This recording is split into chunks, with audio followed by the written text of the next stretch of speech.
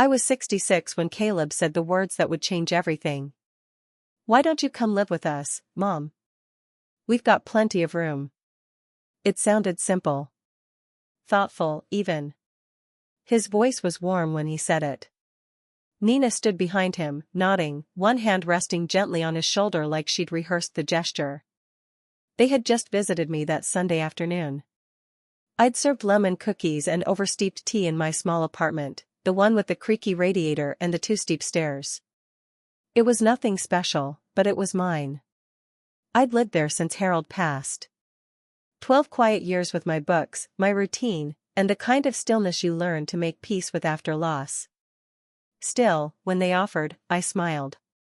I told them I'd think about it. But the truth? I already knew I would say yes. It wasn't because I needed help. Not really. My knees ached in winter, and the climb to the laundry room wore me down some days, but I was still capable. I cooked. I cleaned. I had enough saved to live modestly. But I missed the sound of other people's voices. I missed being part of something. They made it sound like a gift. "You'll have your own room," Nina said, smiling like it was a promise.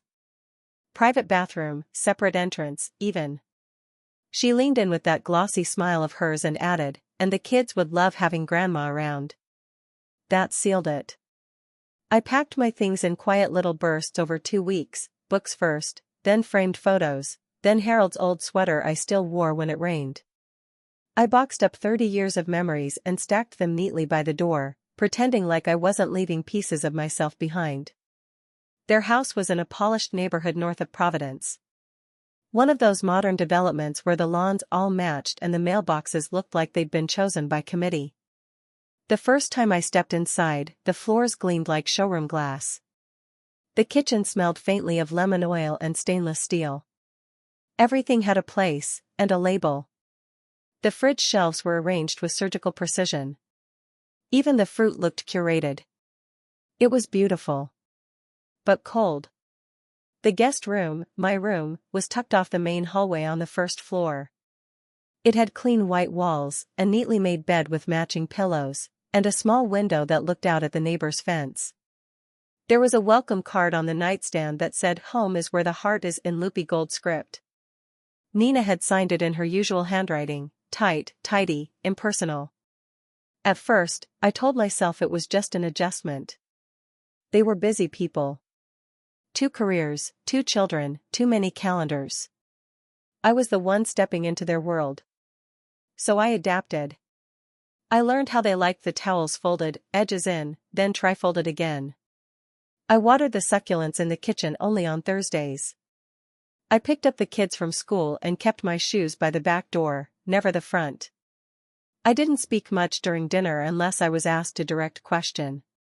When I offered to make apple crisp one night, Nina smiled and said, "Oh, that's sweet, but we try not to do too many carbs." That was the end of that. Still, I was useful. I did dishes before anyone asked. I tidied quietly. I made myself small in shared spaces. But even small things can be too much. Like the time Nina raised an eyebrow when I used the fancy hand soap in the guest bathroom. Or when she asked if I could keep my books inside my room because the spines clashed with the neutral color palette of the living room shelves. But I stayed. Because family, right? Then came May. A bright Wednesday morning. Nina knocked on my door holding a coffee mug and a tablet, already dressed in linen like a woman who didn't expect to sit still for anyone. "We're going to Hawaii," she said cheerfully. "Just the 2 of us. First time in years." Caleb appeared behind her with a suitcase and a boyish grin. "You'll hold down the fort, right, Mom?" They looked so pleased with themselves, so assured. Like this was generosity. Like this was trust. "We stocked the fridge," Nina said, handing me a folded note and a bottle of Merlot. "For your quiet evenings." I read the note later that night. It was signed, "Thank you for everything, Eleanor." I should have been touched. But something about it didn't sit right. Maybe it was how quickly they left, how Nina barely hugged me, how Caleb kissed my cheek without really looking me in the eyes. Maybe it was the way the house suddenly felt too quiet when the car disappeared around the corner. I wandered through the kitchen, ran my fingers across the marble countertops, opened the fridge to see containers labeled with dates and portions. Everything was perfect. Too perfect. That first evening, I poured a glass of wine and sat in the armchair near the window, book in hand. I stared out at the trimmed hedges and the trimmed sky beyond. No mess. No noise. Just stillness. And yet, I couldn't shake the feeling that I wasn't entirely alone. Not in a haunted house way. In a watched way. A curated way. I brushed it off.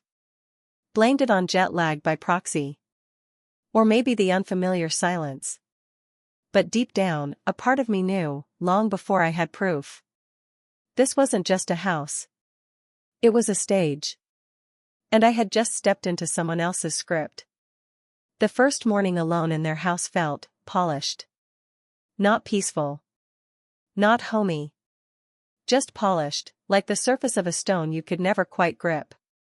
Sunlight slipped through the half-drawn blinds, casting perfect stripes across the hardwood floor like someone had staged it for a magazine shoot.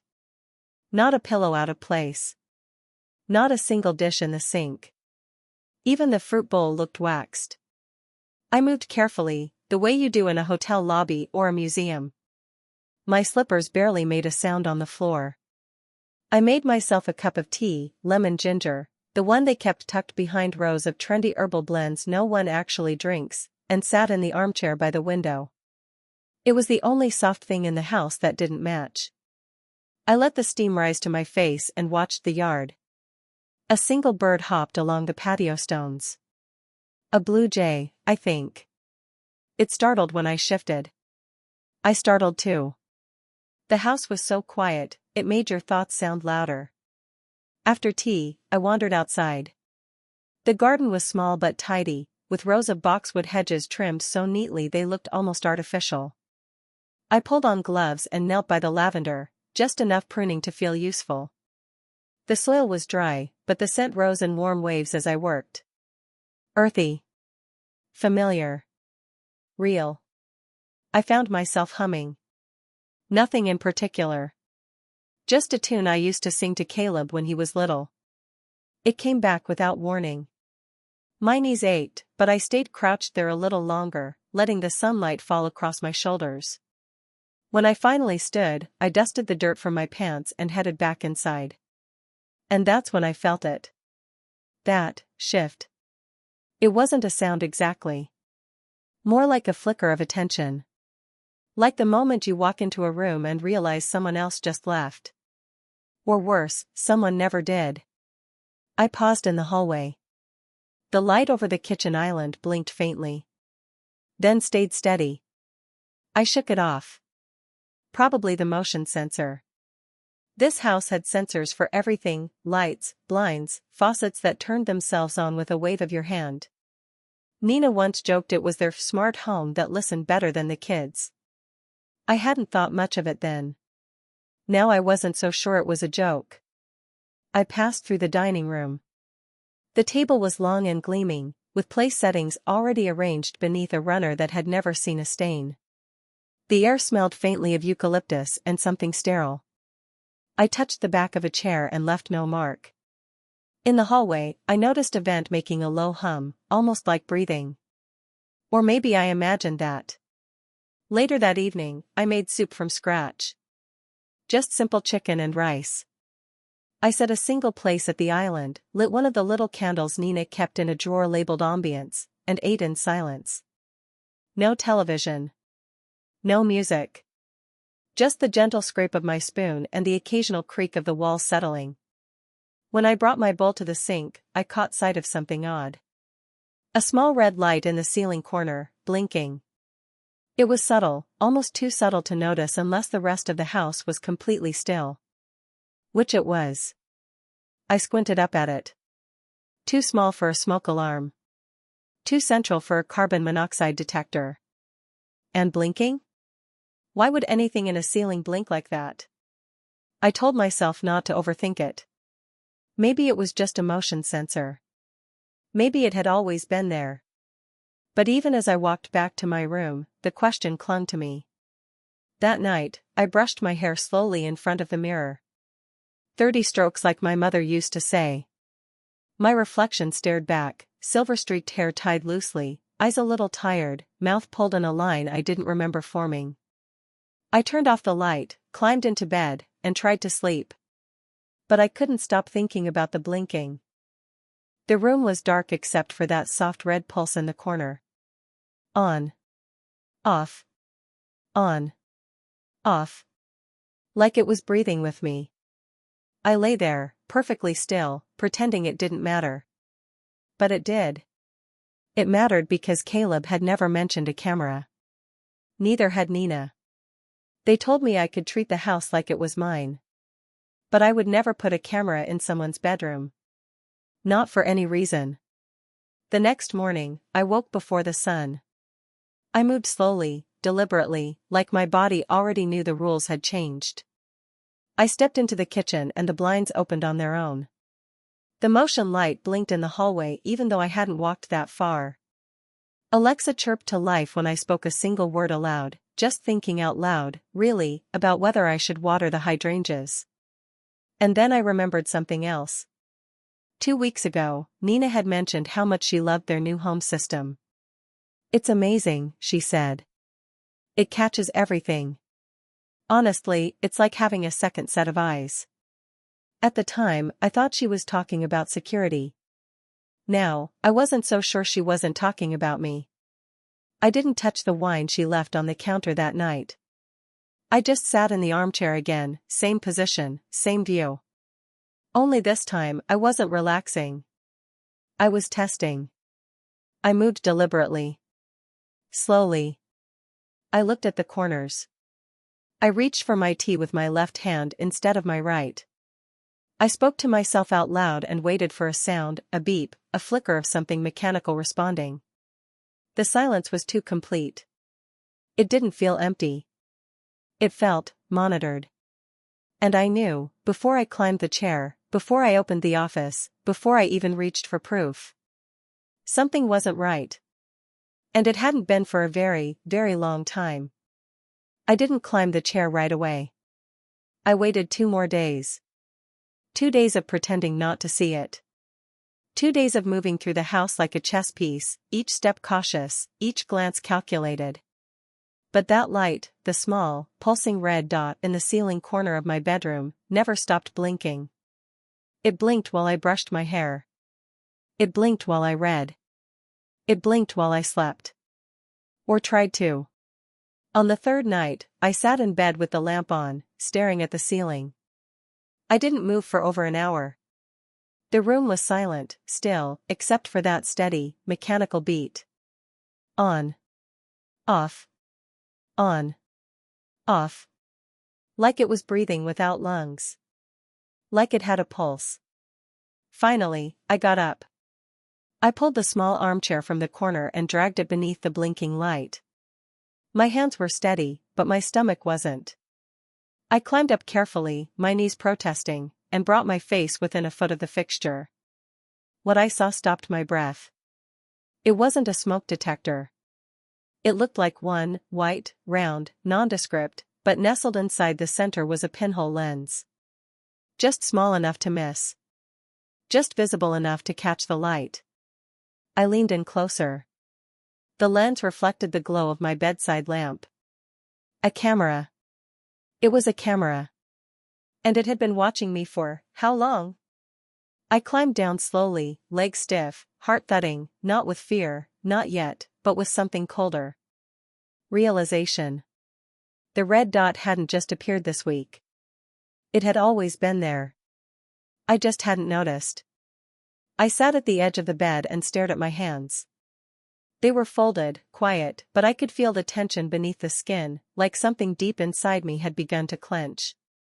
This wasn't about home security. This wasn't about safety. This was about me. I thought back, had they mentioned a system? Caleb had said something, once, offhand. Nina loves all that smart home stuff.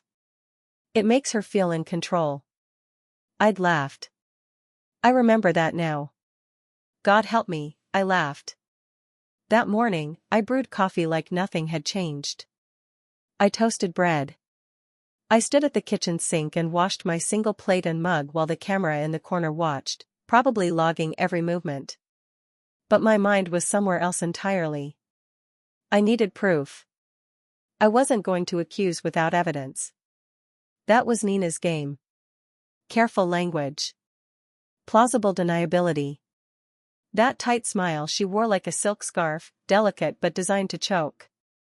I started in the living room. Not searching. Not exactly. Just observing. The bookshelf had a strange little cube tucked behind a row of color-coded paperbacks. Too smooth. Too glossy. I pulled it forward. A faux book spine covered the front. Behind it, another tiny lens. Another eye. I moved through the house like a ghost. In the kitchen, there was a smart timer above the fridge. I reached up, unscrewed the front, and saw it, a narrow black rectangle with a blinking green dot. In the dining room chandelier, hidden in the center crystal, another one. I bent low, looked up, and saw myself reflected in the smallest orb of glass. They were everywhere. Everywhere I'd ever stood. The hallway? A camera in the thermostat. The laundry room? One nestled above the shelf, watching my hands sort their towels. I made a list. Not just mentally, I wrote it down. On a small notepad I found in the junk drawer, tucked behind the takeout menus no one used. I wrote in tight script, the way I used to when recording overdue notices at the library. Living room, faux book. Kitchen, timer. Dining room, chandelier. Bedroom, ceiling corner. Laundry, shelf. And then I looked up the stairs. The office. Nina's territory. She always said it was where she did her freelance work. Lots of private material, she'd told me, almost apologetically. Best if it stays locked. Except today, it wasn't. The knob gave with a soft click. I stood in the doorway, hand still on the handle, feeling the air inside. It was colder than the rest of the house. Not in temperature, but in presence. Everything in that room was exact. Wired. Labeled. Alive. There was a desk along the far wall, sleek and gray, with a monitor and a laptop, both powered on. A small blinking console beneath the desk pulsed green and amber like some kind of mechanical heartbeat. The laptop screen was unlocked. No password prompt. Just the desktop, calm, organized. A background photo of the kids at the beach. Folder after folder, stacked neatly. One was labeled footage. My stomach turned. I clicked. There I was. Sitting in the armchair. Reading. Drinking tea. Humming softly to myself. Shifting my weight. Completely unaware. Another video, me folding laundry. Me staring out the window. Me brushing my teeth. A file named bedroom_night_0412 made me freeze. I hovered. Then clicked. There I was again. Asleep. The camera had been on at night. I didn't blink. I didn't cry. I just sat there, watching my own life play out from angles I never consented to. In the corner, another folder blinked open, clips. 10-second videos. Labeled. Muttering_weird. Eleanor_alone_crying. Talking_to_self_1. Like I was some kind of exhibit. A specimen. But then, there was one more. Office_call_Jessica.mov. I clicked. Nina sat in this very chair, wine glass in hand, laughing on a video call with someone I didn't recognize. She still doesn't realize she's on camera, Nina said, grinning. It's kind of fascinating, honestly. I think she talks to herself more than she talks to the kids. There was a pause. Then she added, giggling. It's like I don't know, a documentary. Portrait of a forgotten matriarch. I didn't flinch. I didn't scream. But something inside me cracked. Quietly. Like glass under pressure. I closed the laptop softly. Stood. And let the silence fill every inch of that room. Because now I knew. They weren't watching for safety. They were watching for sport. And I had never been invited into their home. I had been installed. I didn't sleep that night. I lay in bed, fully dressed, the covers pulled to my waist, eyes fixed on the ceiling camera that still blinked like it was timing my heartbeat. I didn't cry. Not even when I thought I might. I felt something colder than sadness, sharper than fear. Clarity. I'd spent years shrinking myself to fit into other people's lives. Quieting my voice. Softening my presence. But there, in that chair in Nina's office, watching myself live on screen like a side character, I realized something terrifying and liberating. I had been performing in a house that was never mine. And now, the performance was over. The next morning, I moved like I was made of glass. Not fragile, just transparent. Every motion was intentional, measured. I dressed in my soft blue sweater and jeans. I folded laundry. I watered the lavender. I even hummed while making tea. Not because I felt calm. But because I wanted the camera to record every moment. Let them watch. Let them wonder what I knew. What I was going to do. I didn't speak a word. But I smiled into the kitchen camera before I turned it off. Then I got to work. First, the evidence. I retrieved an old flash drive from the back of my suitcase, the one I used to store family photos and scanned recipes. I plugged it into the laptop upstairs. My hands didn't shake. I copied the entire footage folder and the smaller folder labeled clips. Every video. Every whisper. Every time-stamped humiliation. While it loaded, I wandered the office. Not out of curiosity, out of calculation. There were more layers. In a filing cabinet beneath the window, I found paperwork, receipts from a tech company, surveillance licenses, smart device software agreements. One caught my attention. A clause highlighted in yellow. Permission granted for internal research and media analysis. Signed, Nina Hartley. Dated 6 months ago. She hadn't just installed cameras. She had signed over rights to my image. I read the line again, slow and deliberate, like it might change if I stared long enough. It didn't. On the bottom shelf, tucked behind a binder labeled Home Expenses, I found a notebook. Thick. Black cover. Labeled in fine ink, House Data. I opened to a random page. My name was written at the top in neat block letters. 7:12 p.m. Eleanor reads aloud. Emotional tone, nostalgic. Mentions Harold. 8:45 a.m. Eleanor mutters to self while folding laundry. Keywords, tired, old. 10:05 p.m. watches sunset. No verbalization. Facial expression, subdued. I wasn't just being watched. I was being analyzed. Studied. Catalogued. I gathered what I needed, printouts of emails, select screenshots, a few short clips, and slid them into an envelope. Then I wrote a short note and addressed it to myself. Certified mail. A trick I'd learned from a colleague during a copyright dispute at the library: if you need to timestamp the truth, mail it to yourself and never open it. A quiet receipt of reality. That night, I recorded a video. I sat in the same armchair by the window, angled the phone toward the blinking camera that still hung like a silent witness above me. And I spoke. I didn't shout. I didn't weep. I just talked. I talked about how it feels to be invited in with kindness, then studied like a lab rat. About the loneliness of being helpful but invisible. About the absurdity of being monitored by people who called it trust. And then I said the one thing I needed them to hear. I will not participate in this anymore. Not in your experiment. Not in your silence. Not in your house. I ended the recording with a breath. Not a dramatic pause. Just breath. I uploaded the video to a private cloud drive.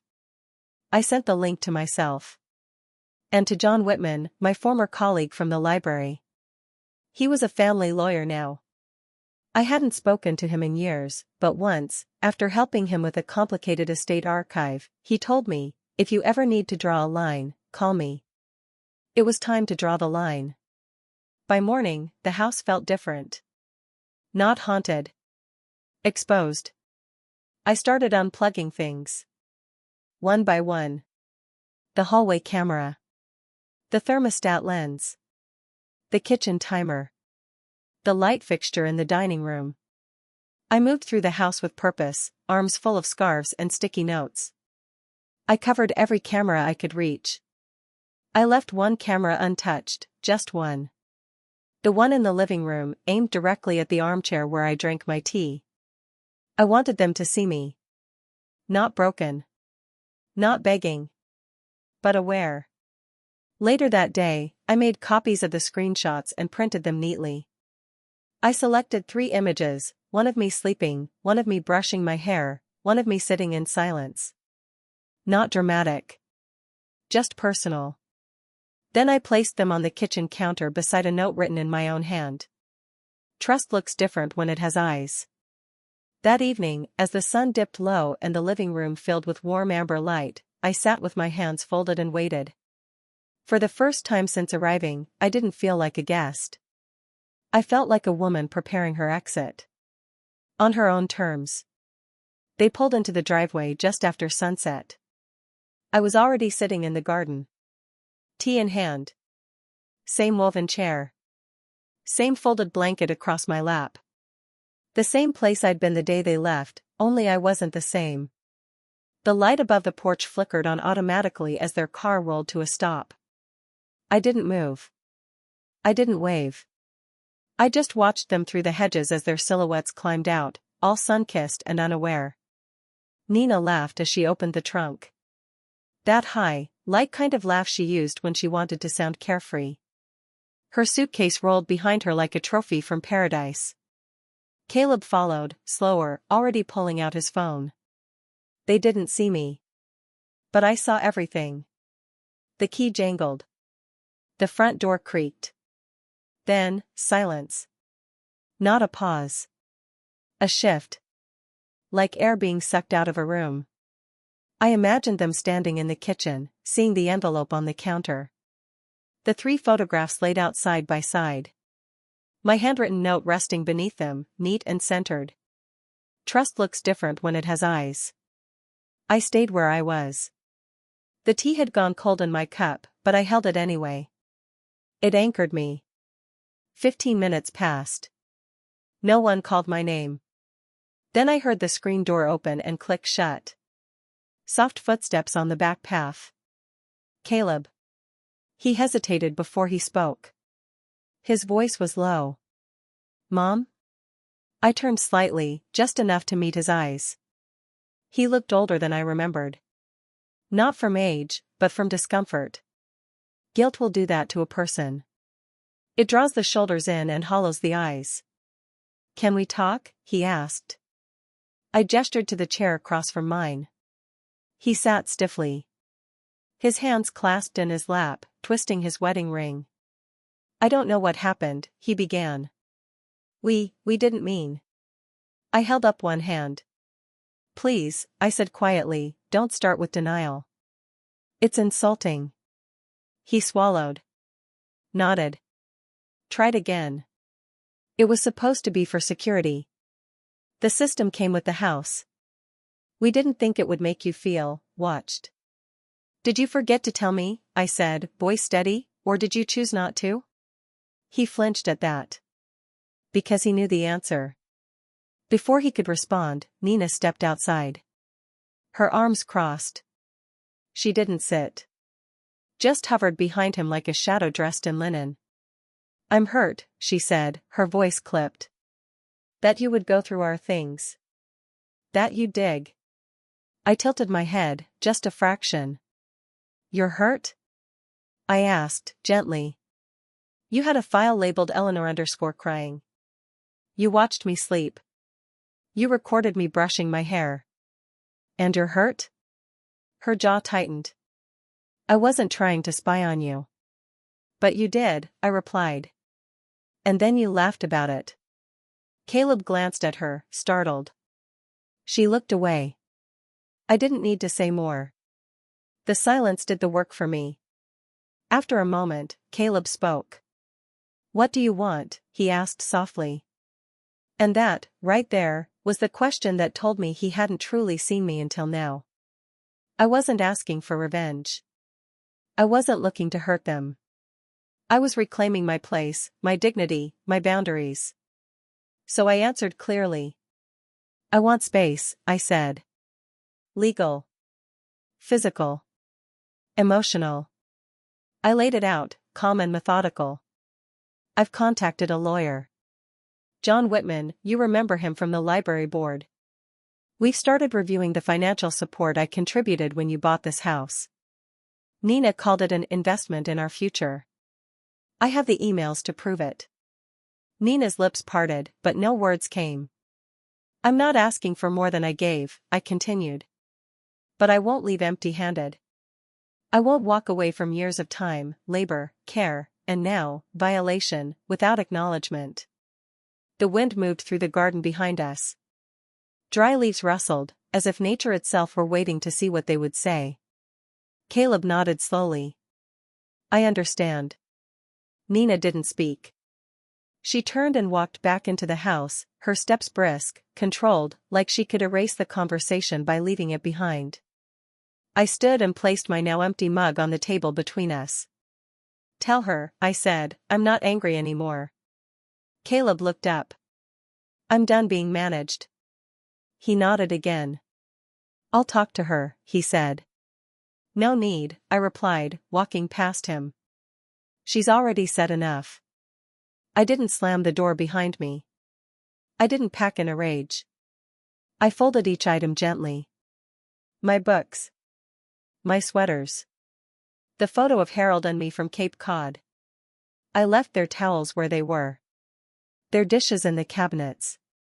Their house exactly as they wanted it, sterile and staged. The only difference? This time, they'd see the empty space I left behind. That night, I slept with the blinds open. The moonlight fell across the bare floor of the guest room like a silver ribbon. And for the first time in years, I didn't look for the blinking red light in the ceiling. I knew it was there. But I also knew something else. They would never see me the same way again.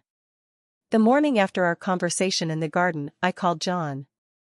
He picked up on the second ring. His voice was calm, easy, familiar, like the soft click of a well-worn key turning in an old lock. I hadn't spoken to him in years, but some people hold space for you without asking why. I was wondering when you'd call, he said. And just like that, I stopped holding my breath. I told him everything. Not emotionally, factually. The surveillance. The recordings. The clips labeled with my name like I was a case study instead of a mother. He didn't interrupt. He just listened. And when I finished, he said, okay. Let's begin. There was no need for outrage. No dramatic declarations. We were far beyond that now. We started with the basics, the financial contribution I had made toward their home. 5 years ago, when Caleb and Nina were house hunting and said they couldn't afford the down payment on the place they really wanted, I'd offered my support. Nina had called it an investment in our future. She said it with a smile, handed me chamomile tea, and thanked me like she meant it. There was no formal paperwork. But there were emails. Dozens of them. I still had the bank transfer confirmation. I still had the message where she wrote, we couldn't have done this without you. You'll always have a place here. And now I had something else, motive. This isn't a lawsuit, John said. This is a boundary. They crossed a line. You're drawing one in return. I liked that. It wasn't revenge. It was reclamation. By the end of the week, we had a full draft. A formal proposal, repayment of my financial contribution, adjusted for inflation, or the establishment of a legal equity stake that would be converted into a housing allowance. Clean. Measured. Professional. John printed the letter, sealed it in a plain white envelope, and mailed it directly to me. 3 days later, I handed that envelope to Caleb in the doorway of the guest room. He didn't open it right away. He just stared at it for a moment, like it might burn through his palm. I didn't offer comfort. Not this time. Everything you need to know is inside, I said. I've also listed the names of 2 mediators, should you prefer that route. He looked up, I searching mine for softness. I didn't give him any. Is this what you want? He asked. What I wanted. I wanted not to have to ask for what was already mine. I wanted to be seen before I had to raise my voice. I wanted to feel safe in a home where I wasn't a project. But I only said, yes. He nodded, but his hands were still tight. Nina didn't speak to me that week. She moved around the house like a ghost, always just out of sight. I'd hear a drawer close softly in the next room. The sound of her shoes in the hallway, stopping just before my door. But she never came in. Never asked. Never said a word. Fine. Let silence do the talking for once. The cameras remained off. I made sure of it. Every time I passed the hallway mirror, I checked for the little red dot in the ceiling. Nothing. Still, I kept a scarf over the thermostat, unplugged the kitchen timer, and turned the chandelier fixture just slightly, so the lens faced the wall. I wasn't being paranoid. I was being prepared. A few days later, Caleb called me from work. His voice was low, cautious. We read the letter, he said. We don't want to fight. We want to make things right. The next afternoon, we met in the dining room. I wore the navy sweater Harold had once said made me look like a woman who doesn't back down. It felt like armor now. Comfortable. True. John joined via video call. His square face on the screen, calm and centered. Caleb did most of the talking. They agreed to repay the investment in full, drawn from the equity line. They would also provide a relocation allowance, along with a written statement acknowledging the breach of privacy. Nina sat beside him, arms crossed, saying nothing. Her expression unreadable, sharp, maybe, or simply exhausted by a game she'd assumed she'd never have to explain. I didn't gloat. I didn't twist the knife. I nodded. Quiet. Professional. Because this wasn't about punishing them. It was about choosing me. By the end of the meeting, the terms were signed. John said, "That's a clean exit." And something inside my chest unclenched, like a thread that had been pulled tight for too many years had finally snapped loose. The next morning, I woke early and opened my laptop. I searched listings for small rentals, nothing grand, just a place of my own. I wanted a garden. I wanted a kitchen that smelled like lemon soap and thyme. I wanted walls where I could hang whatever I pleased, photos, not cameras. A week later, I found it. A 1-bedroom cottage on the edge of town. Blue door. Ivy along the fence. A small porch with enough space for 2 chairs and a morning cup of coffee. The owner was a widow named Evelyn. She wore embroidered sweaters and smelled like cinnamon tea. We talked for an hour before she handed me the keys. "I think you'll be happy here," she said. And I believed her. I packed quietly. No drama. No ceremony. No goodbye party in the kitchen I was never truly invited into. Just folded sweaters, old letters, dog-eared books, and the parts of me that still remembered how to live on my own. When Caleb helped move the boxes into my new place, he stood in the doorway longer than he needed to. "This place suits you," he said. It did. He didn't ask to come in. I didn't offer. But as he turned to go, he paused. "Thank you," he said. "Not just for everything, but for how you chose to end it." I didn't respond. I just closed the door gently behind him. And for the first time in years, when I locked it, I felt like I wasn't keeping anyone out. I was finally locking peace in. The first morning in my new cottage, I woke just before sunrise. Not because of a door creaking down the hall or a digital chime from some voice-controlled machine. Just, naturally. Gently. As though the house itself had whispered, "It's okay now. You're home." The light filtered through gauzy curtains, casting a soft glow across the wooden floor. My quilt, hand-stitched years ago and long folded in a closet, lay warm and wrinkled around me. I stretched beneath it and exhaled, not from exhaustion but release. No camera blinking above me. No thermostat watching from the corner. Just the stillness of a room that didn't require me to perform. I padded into the kitchen barefoot, the floor cool against my skin. The kettle sat by the window, the same one Harold and I used when we were young, before digital everything made boiling water feel like programming a satellite. I filled it slowly, placed it on the stove, and hummed. Not for anyone, just for me. Outside, dew clung to the ivy. A blue jay landed on the back fence and tilted its head toward me like we were old neighbors rediscovering each other. I opened the back door and let the breeze carry in the scent of rosemary and damp earth. No alarm. No motion sensor. Just the quiet rustle of leaves and the distant bark of a dog 2 houses down. And that's when it truly hit me. I wasn't alone. I was unobserved. And that made all the difference. I spent the next few days building something that didn't look like a life anyone else had designed for me. I bought a pale blue journal and left it by the kitchen sink. Each morning, I scribbled down one moment that made me smile, just one. A yellow bird balancing on a sunflower. The smell of rain. The soft chime of a spoon against my teacup. Little truths. Mine alone. I reorganized my books, not by height, not by author, but by memory. The worn gardening guide I used once and never again. The novel I read to Harold in the hospital. The mystery I loaned to a neighbor who never returned it, so I bought a second copy out of stubbornness. Each one had a place. Each one had a story. One afternoon, I stopped by the Sunday market and bought a wind chime, ceramic leaves that clinked in uneven rhythms. When I hung it by the back door, it sang quietly in the breeze. Not perfect. But real. Like me. I began to eat differently, too. Not by the clock or expectation.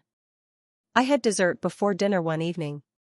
A slice of berry tart I didn't bother to plate. I ate it standing by the window, licking my fingers like a child and laughing under my breath. That was new, too, laughing without flinching. I lit candles in the evening. Not to entertain anyone. Just to see the flicker across the bookshelves. I turned on jazz when I folded laundry and danced barefoot on the kitchen tiles. It wasn't elegant, but I didn't care. No one was scoring me anymore. No one was scoring me, period. I even bought an old typewriter from a second-hand store. Heavy, olive green, key slightly sticky. I placed it on a small desk by the window and typed short letters to myself. Just lines like, "You're not invisible here. You didn't escape. You reclaimed. This silence is not punishment. It's peace." 2 weeks after I moved in, Caleb brought the kids by. They ran into the garden like it was a jungle just for them. Shoes off, hands dirty, laughing. I didn't stop them. I didn't caution. I just let the joy bloom. They picked wildflowers. They played with the garden hose. They asked for lemonade, and I poured it into mismatched mugs with extra ice. No one whispered behind me about stains. No one corrected my choices. No one watched the footage for analysis. It was just us. Present. Messy. Free. When Caleb stood to leave, he looked around the little porch. "It's quiet here," he said. "It's mine," I replied. He nodded. He didn't apologize again. He didn't need to. Not today. That evening, I sat by the back window and reread the letter I had typed the night before. It ended with a sentence I hadn't expected to write, but did anyway. You are no longer waiting to be trusted. You are living in the trust you gave yourself. And then I signed it. Eleanor Hartley. No longer a subject. No longer a fixture. No longer afraid. Just me. The house no longer smelled like lemon disinfectant or tension. It smelled like thyme, garlic, and the warm sweetness of butter melting on roasted bread. It was a Saturday evening, just past 7. A low breeze moved through the cottage, and the curtains fluttered like they were exhaling. I'd set the table for 5, no more, no less. No folding chairs, no placeholders. Just real seats for real people. The dining room was small, but it glowed. Candlelight reflected off mismatched glasses. The plates didn't match either, and I liked it that way. They felt chosen, not bought in a set. I placed a single sunflower in a chipped vase at the center. It tilted slightly. I didn't fix it. I wasn't hosting a performance. I was offering a piece of my piece. The first knock came at 6:50. It was Dina from the corner bookstore. She carried a peach cobbler she had baked herself and said, I didn't know if it would be too much. I told her, nothing warm and honest is ever too much. Then came Mr. Jensen, my retired neighbor from 2 streets over, the one who once snowblowed my driveway before I even woke up. He brought a bottle of red wine and 2 stories about his first marriage I hadn't heard before. Claire arrived last, fashionably late and unapologetically loud. She swept in with laughter and a basket of fresh herbs from her garden. Her hug lingered a little longer than usual, and when she pulled back, she whispered, I'm so proud of you. And just like that, we sat. There was no script. No itinerary. No invisible eyes watching from above. We passed bread. We refilled each other's glasses. We ate seconds and forgot to wipe crumbs from our shirts. We talked about nothing and everything, the way the basil was stronger this year, the way Claire once tried to raise goats and failed spectacularly. There was no forced cheer. Only warmth. Somewhere in the middle of dessert, the laughter dipped into a lull, and silence fell like a blanket that didn't chill, just calmed. Claire looked around, then raised her glass. I think, she said, we should toast. Everyone lifted their glasses, waiting. She turned to me. To Eleanor. For finally choosing her own table. My throat tightened. Not painfully. Not with sadness. With clarity. I didn't rush to respond. I looked at each face, soft in the candlelight, and realized this was the first room in years where I didn't feel like I had to earn my place. I stood. My hand didn't tremble. My voice didn't waver. To the women who outgrow silence, I said. To the ones who gave without condition, who were told they should be grateful just to be included. To the mothers who were asked to dim themselves in someone else's spotlight. To the women who were watched, measured, dismissed, and finally said, enough. Glasses clinked. There were no cheers. Just the soft sound of mutual understanding. It was better than applause. It was real.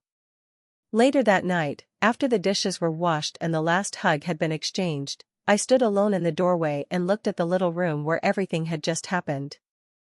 The sunflower was wilting slightly now. A drop of red wine stained the corner of the tablecloth. The candle had burned low, wax pooling unevenly along the base. It wasn't perfect. It was beautiful. And it was mine. I walked outside, barefoot, onto the porch. The moonlight stretched across the lawn like an old friend. The wind chime tinkled above me, uneven and soft. I thought about everything it took to get here. The months of biting my tongue. The years of being quietly helpful. The footage. The betrayal. The letter. The envelope. The packing. The final lock. I hadn't burned their house down. But I'd walked out and built my own. Somewhere in the distance, a dog barked. A car door slammed. The world kept moving. And so did I. I didn't check my phone. I didn't check the news. I didn't need anyone to tell me what I already knew. That evening, I wrote one last line in the blue journal on my nightstand. Peace isn't always quiet. Sometimes, it hums with the strength of finally being seen. Then I closed it, turned off the lamp, and let the stillness carry me into sleep. No camera watching.